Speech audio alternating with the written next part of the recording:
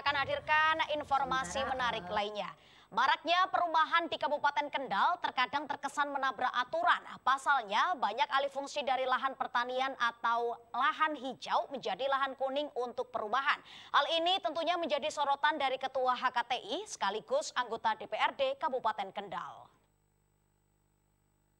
Ketua Himpunan Kerukunan Tani Kabupaten Kendal sekaligus anggota DPRD Kabupaten Kendal yakni Tardi menyoroti terkait banyaknya lahan pertanian atau lahan hijau yang alih fungsi menjadi lahan perubahan.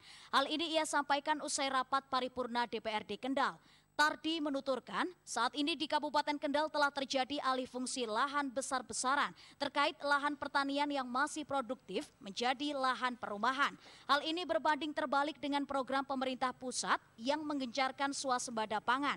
Padahal menurut Tardi ada aturan yang menyebutkan jika lahan hijau dialih fungsikan maka harus ada lahan pengganti 5 kali lipat dari lahan yang telah digunakan.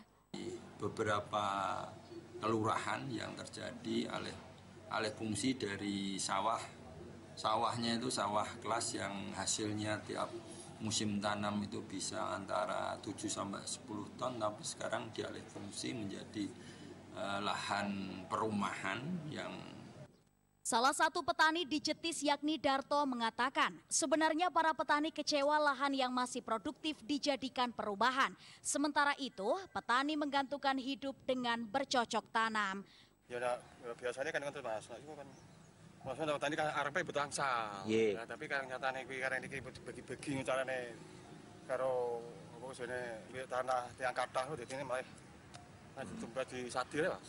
Oh, akhirnya terus jadi perumahan. Akhirnya kan petani kalau seperti ini kan. Wakil Bupati Kendal yakni Beni Karnadi mengatakan terkait banyaknya sawah dengan status lahan hijau yang dipaksakan menjadi lahan perubahan, pihaknya akan melakukan proses pengecekan.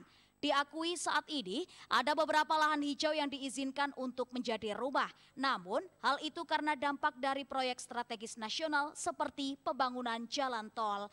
Di Sumber Sari ketika waktu itu jadi daerah yang terakhir kan, itu kan juga masyarakatnya kan akhirnya siap akan pindah karena tergusur oleh jalan tol, tapi kan juga di situ lokasinya masih sawah.